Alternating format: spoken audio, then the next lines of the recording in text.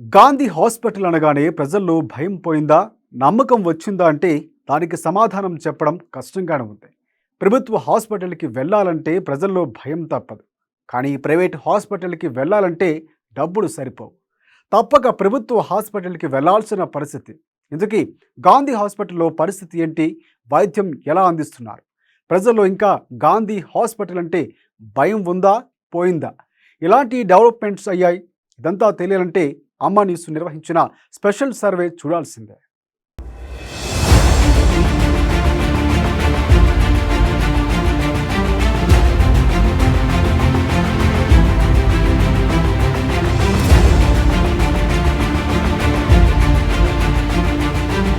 Gandhi hospital వైద్యుల సహకారం బాగుందని కొందరంటే, ఎంత పడిగాపులు కాస్తున్నా లోనికి అనుమతించడం లేదని మరికొందరు వాదన. గాంధీ హాస్పిటల్లో ఎలాంటి ట్రీట్మెంట్ను అందిస్తున్నారో కూడా సరి అయిన అవగాహన ప్రజలకు లేదని, వాటికి సంబంధించిన అవగాహన కార్యక్రమాలు చేపట్టాలని కూడా ప్రజలు కోరుకుంటున్నారు. వైద్యం నారాయణ హరి అంటే వైద్యులు దేవుడితో సమానం అంటారు. తొలి జన్మ తల్లిదండ్రులు అందిస్తే మళ్ళీ జన్మ మాత్రం ఆ వైద్యులు అందిస్తారు. అలాంటి వైద్యులు సేవలు అందించే దేవాలయాలు, హాస్పిటల్స్. పేద ప్రజల కోసం సర్కార్ అనేక ఆసుపత్రులను ఏర్పాటు చేసింది. మరి సర్కార్ ఆసుపత్రుల పనితీరు ఏ విధంగా ఉంది, వైద్యులు సేవలు ఎలా అందిస్తున్నారు? ప్రస్తుతం అయితే మనం గాంధీ హాస్పిటల్లో ఉన్నాం. సో ఇక్కడ సేవలు ఎలా అందిస్తున్నారు, ఎలాంటి డెవలప్మెంట్స్ అయ్యాయి, ఎలాంటి ఫెసిలిటీస్ ఉన్నాయో ప్రస్తుతం అంతా మాట్లాడడానికి పబ్లిక్ ఉన్నారు. వారితో మాట్లాడించే ప్రయత్నం చేద్దాం. ఏం చేస్తుంటారు? నేను పెయింటింగ్ కాంట్రాక్ట్ చేస్తాను మేడం. Painting contract. సో ఎవరికి ఏమైంది అసలు? మా కూతురు ఆపరేషన్కి ఉన్నది, డెలివరీకి ఉంది. సో ఎట్లా చూస్తున్నారు డాక్టర్స్, ఎట్లా చూస్తున్నారు నర్సులు, ఎట్లా చూస్తున్నారు? బాగానే చూస్తున్నారు. ఆమెకు సర్ది దగ్గు ఉండడం వల్ల ఆమెకు 3 days ఆపరేషన్లో ఉంచారు. మండే చేస్తామని చెప్పారు. అలాంటి టెస్టులు ఇష్టం కూడా బాగా చేసేసారు. అట్లేం లేదు. సెక్యూరిటీ ఏంటంటే వాళ్ళకు కొద్దిగా ఇబ్బంది పెట్టకుండా ముగ్గురు నలుగురు పేషెంట్ దగ్గర ఉండకూడదు. డాక్టర్స్ వస్తారు, వాళ్ళు వస్తారు, వీళ్ళు వస్తారు అని చెప్పేసి కూడా పేషెంట్ దగ్గర ఒకరు ఉండాలి. మీకు ఏమైనా ట్యాబ్లెట్స్ కానీ అవి కానీ అన్నీ కూడా మందులు కూడా వాళ్ళే ఇస్తున్నారు. బయట ఏమి కూడా ఇవ్వడం లేదు. మంచిగా ఫుడ్ బాగుందండి. అట్లేం లేదు, ఫుడ్ బాగుంది. అరటిపండు కానీ, గుడ్డు కానీ, ఎగ్ కానీ బాగానే ఇస్తున్నారు. పొద్దున కానీ ఉప్మా ఇస్తున్నారు, లేకుంటే చపాతి కానీ, ఇడ్లీ కానీ ఏదో కానీ ఇస్తున్నారు. అలాంటిది ఏం లేదు. సో ఇంకా ఎలాంటి చేంజెస్ వస్తే బాగుంటాయి గాంధీ హాస్పిటల్? ఏంటంటే ఇంకో కొద్దిమంది చేంజెస్ అంటే ఇక వీరు మన పబ్లిక్ ఏంటంటే ముగ్గురు నలుగురు పోవాలన్నట్టు ఆతరం చేస్తారు. ఎందుకంటే వాళ్ళు డ్యూటీ చేస్తున్నారు, సక్రమంగా చేస్తున్నారు. అట్లే డాక్టర్స్ కానీ, సిస్టర్స్ కానీ, వాళ్ళ సిబ్బంది కానీ, వార్డ్ బాయ్ కానీ అందరు కానీ మంచిగానే చేస్తున్నారు. ఎవరిని ఎక్కడ వద్దు, ఏ టైంకి వదలాలనో ఆ టైంకి వదులుతున్నారు. అలాంటిది ఏం లేదు.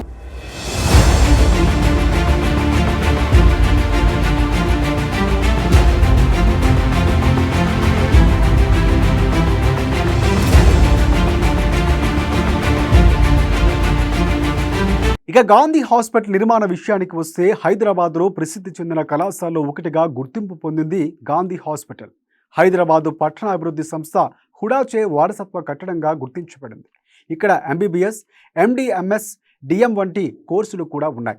ఇంకా నర్సింగ్, పారామెడికల్ కోర్సులు కూడా చెప్తుంటారు. మొత్తంగా వైద్య రంగానికి చెందిన 37 డిగ్రీలు ఇక్కడ బోధనలో ఉన్నాయి. ఏటా MBBS కోర్సుల్లో 150 మంది విద్యార్థులు, 80 మంది పోస్ట్ గ్రాడ్యుయేషన్ విద్యార్థులు కూడా ఉన్నారు. Anatomy, physiology, biochemistry, forensic medicines, అలాగే మెట్రోబయాలజీ, పాఠాలజీ, ఫార్మకాలజీ, కమ్యూనిటీ మెడిసిన్ వంటి విభాగాలు కూడా ఉన్నాయి.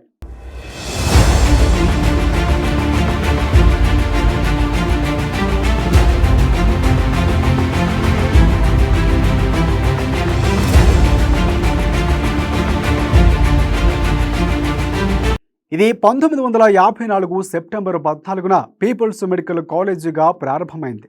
అప్పట్లో ఇది హుమాయూన్ నగర్లోని ప్రస్తుతం సరోజినీదేవి కంటి ఆసుపత్రి ఉన్న స్థలానికి సమీపంలో ఉండేది. వైద్య విద్యా అవసరాలకు ఉస్మానియా మెడికల్ కాలేజీ నందున ఇది ప్రారంభించారు. డాక్టర్ సయ్యద్ నిజాముద్దీన్ ఈ కళాశాల మొట్టమొదటి ప్రిన్సిపాల్.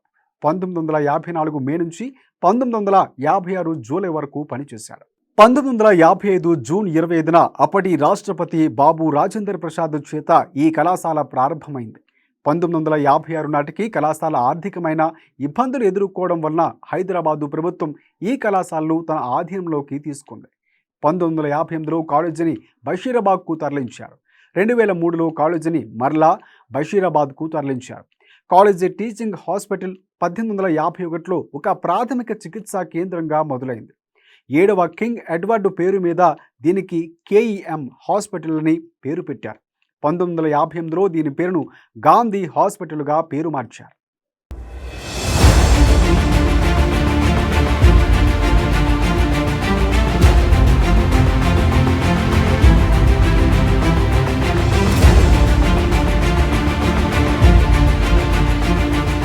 ఇక ఏటా ఈ హాస్పిటల్స్లో 80,000 మంది అవుట్ పేషెంట్లు, 72,000 మంది ఇన్ పేషెంట్లు చికిత్స పొందుతున్నారు. ఇక్కడ 11,000 పెద్ద శస్త్రచికిత్సలు, 15,000 చిన్న శస్త్రచికిత్సలు జరుపుతున్నారు. హాస్పిటల్స్లో 27 డిపార్ట్మెంట్లు ఉన్నాయి. 1954-2000 మధ్య కాలంలో 6,090 మంది విద్యార్థులు వైద్య విద్యలో జాయిన్ అయ్యారు. 1950-1960లో కాలేజీ హాస్పిటల్ రెండింటినీ జత చేశాయి. 1970 దశకం నుంచి సూపర్ స్పెషాలిటీ విభాగాల్లో కార్డియాలజీ, కార్డియోటొరాయిటీ సర్జరీ, అలాగే న్యూరాలజీ, న్యూరో సర్జరీ వంటివి అభివృద్ధి అధికంగా ఉంది.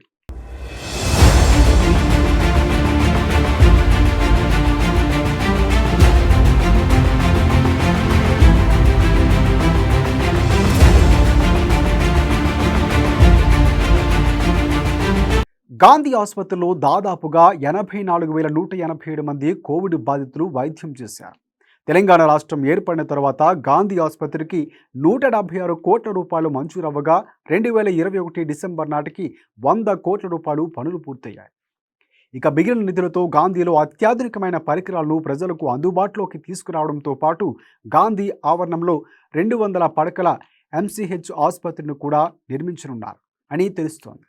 మిగిలిన నిధులతో గాంధీలో అత్యాధునికమైన పరికరాలను ప్రజలకు అందుబాటులోకి తీసుకురావడంతో పాటు గాంధీ ఆవరణంలో 200 పడకల MCH ఆసుపత్రిని కూడా నిర్మించనున్నారని తెలుస్తోంది. 2021 డిసెంబర్ 11న రాష్ట్ర వైద్యారోగ్య శాఖ మంత్రి టి హరీష్ రావు గాంధీ ఆసుపత్రిలో సిటీ స్కాన్ సేవలను ప్రారంభించారు. తెలంగాణ ప్రభుత్వం గాంధీ ఆసుపత్రికి 6.5 కోట్ల రూపాయలతో కొత్త క్యాత్ ల్యాబ్ను, 12.5 కోట్ల రూపాయలతో MRI మిషన్ను కూడా మంజూరు చేసింది. వైద్యం నారాయణ హరి అంటే వైద్యులు దేవుడితో సమానం అంటారు. తొలి జన్మ తల్లిదండ్రులు అందిస్తే మళ్ళీ జన్మ మాత్రం ఆ వైద్యులు అందిస్తారు. అలాంటి వైద్యులు సేవలు అందించే దేవాలయాలు, హాస్పిటల్స్. పేద ప్రజల కోసం సర్కార్ అనేక హాస్పిటల్స్ని ఏర్పాటు చేసింది. మరి ఆ సర్కార్ హాస్పిటల్స్లో పనితీరే విధంగా ఉంది, వైద్యులు సేవలు ఎలా అందిస్తున్నారు. సో ముఖ్యంగా ప్రజెంట్ అయితే మనం గాంధీ హాస్పిటల్ సూపరింటెండెంట్ రాజారావు దగ్గర ఉన్నాను. వారిని అడిగి మన నిమిషాలు తెలుసుకుందాం. అంటే మన గాంధీ హాస్పిటల్లో అఫీషియల్ బెడ్స్ మనకి 1000 బెడ్స్ దాకా ఉన్నాయి, 1012 బెడ్స్. కానీ ఆక్యుపెన్సీ మనం ఎప్పుడు చూసినా కూడా 150 to 160% ఆక్యుపెన్సీ ఉంటుంది.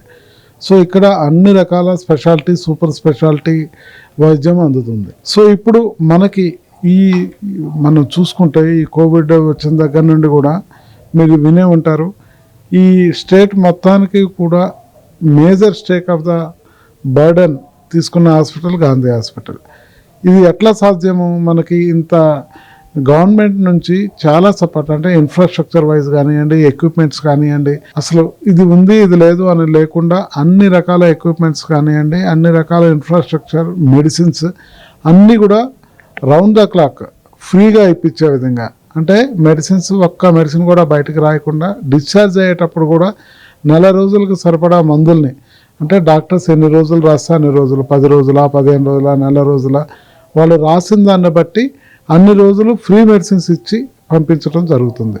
సో అన్ని రకాల సేవలు ఫ్రీ ఆఫ్ కాస్ట్, నాణ్యమైన సేవలు జరుగుతున్న హాస్పిటల్స్ గవర్నమెంట్ హాస్పిటల్. భయం అంటే మాకు 150-160% ఆక్యుపెన్సీ ఎందుకు ఉంటుంది అంటే మాకు బెడ్స్కి మించి డబుల్ ద ఆక్యుపెన్సీ వస్తుంది. అంటే కింద మాకు బెడ్స్ లేక ఫ్లోర్ బెడ్స్ వేయాల్సిన పరిస్థితి కూడా, కాకపోతే ఫ్లోర్ బెడ్స్ వేయకుండా వరండాస్ లో బెడ్స్ వేసి, లేకపోతే ఎక్కడైతే ఖాళీ ప్రదేశాలు ఉంటాయో అక్కడ బెడ్స్ వేసి మేము ట్రీట్ చేస్తున్నాం. కానీ మనం ఎవరిని కూడా ఒక్క పేషెంట్ కూడా వెనక పంపించట్లేదు. సో అంటే మనకి బెడ్స్ సరిపోయిన విధంగా దానికి మించి 2 to 3 times మా దగ్గరకు వస్తున్నారు అంటే ఏ భరోసా లేనిది, ఏ సర్వీస్ లేనిది ఇంతమంది రావటం అనేది ఉండదు కదా.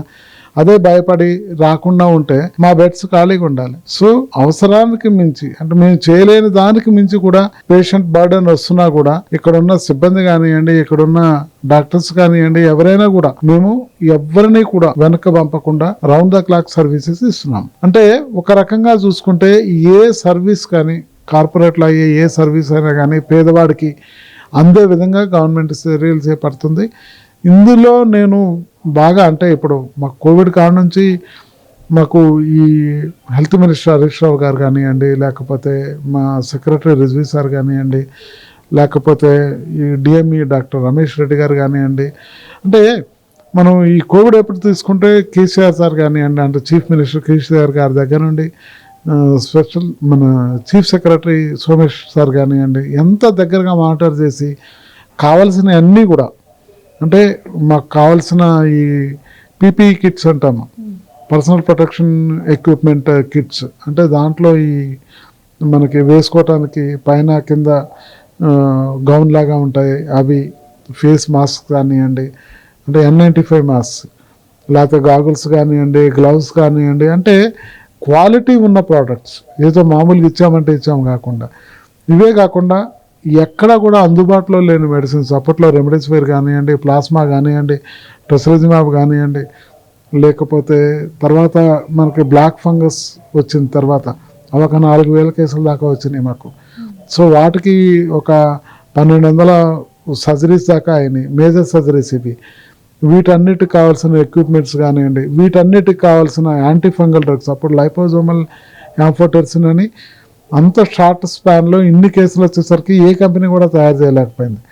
అంటే మీ అందరికీ కూడా నమస్కరించి మరీ చెప్తున్నాను, చేతులు జోడించి మరీ ఎందుకు చెప్తున్నాను అంటే, మాకేదో అన్యాయం జరుగుతుందనో లేకపోతే మమ్మల్ని ఏదో గ్రేట్ చెప్పాలనో అది కాదు, మనందరం కలిసి పేదవాడికి న్యాయం చేద్దామన్న ఒక ఉద్దేశంతో ఈ రిక్వెస్ట్ చేస్తున్నాను. సో అందరికీ కూడా పత్రిక ముఖంగా అంటే అందరికీ కూడా నా యొక్క విజ్ఞప్తి, చేతులు జోడించి చేస్తున్న విజ్ఞప్తి, మనందరం కలిసి పేదల ప్రజలకు న్యాయం చేద్దాము. ఇక్కడ మా చేతనైనంత శాయశక్తులా ప్రయత్నిస్తాము. ఏదన్నా చిన్న ల్యాప్సెస్ ఉన్నా కూడా మా దృష్టికి తెస్తే వాటిని రికవర్ చేసుకుంటాము, వాటిని కరెక్ట్ చేసుకుంటాము. కానీ ఇది మనం అడ్వర్స్గా మనం 10 మందికి చెప్తే అడ్వర్స్గా పాపం పేదవాళ్ళకి ఇబ్బంది పెట్టిన వాళ్ళు అవుతాము అన్నది నా స్ట్రాంగ్ ఫీలింగ్. రైట్, చూసారు కదా, ఖచ్చితంగా గాంధీ హాస్పిటల్ డెవలప్మెంట్ అయ్యింది, ప్రతి నిమిషం శానిటైజర్ అవుతుంది, ఏదైతే గ్రీనరీకి సంబంధించి చాలా నీట్గా ఉంది అనేసి అయితే వాళ్ళు చాలా గట్టిగా వ్యక్తం చేసినారు. ఒకప్పుడు గాంధీ హాస్పిటల్ వేరు, ఇప్పుడున్న గాంధీ హాస్పిటల్ వేరు, ప్రజలు చాలా ధైర్యంగా రావచ్చు అనేసి అయితే వాళ్ళు చాలా గట్టిగా వ్యక్తం చేసినారు. వీడియో జర్నలిస్ట్ రాజుతో కావ్య, అమన్యూస్, హైదరాబాద్. తెలంగాణ రాష్ట్ర వైద్యారోగ్య శాఖ ఇటీవల జారీ చేస్తున్న ఉత్తర్వుల ప్రకారం గాంధీ ఆసుపత్రిలో 2022 జూలై 25న ఈవినింగ్ ఓపీ సేవలు కూడా ప్రారంభమయ్యాయి. సాయంత్రం 4 గంటల నుంచి 6 గంటల వరకు ఓపీ సేవలు అందుబాటులో ఉండగా general medicine, general surgeon, gynaecology, paediatric, ఆర్థోపెటిక్స్కు సంబంధించిన డాక్టర్లు అందుబాటులో ఉండి రోగులకు పరీక్షిస్తున్నారు. ఇక ఉదయం 7:30 నుంచే ఓపీ స్లిప్పులు కూడా పంపిణీ చేస్తూ ఉండగా ఉదయం 9 నుంచి వైద్యులు అందుబాటులో ఉంటున్నారు. ఓపీ సమయం కొనసాగుతున్నంతసేపు నమూనాల సేకరణ, రిపోర్టులు అందజేసే కౌంటర్లు పనిచేస్తున్నాయి. ఇక గాంధీ హాస్పిటల్ అభివృద్ధి దిశగానే ఉందంటూ Gandhi hospital superintendent doctor Rajarao తెలియజేశారు.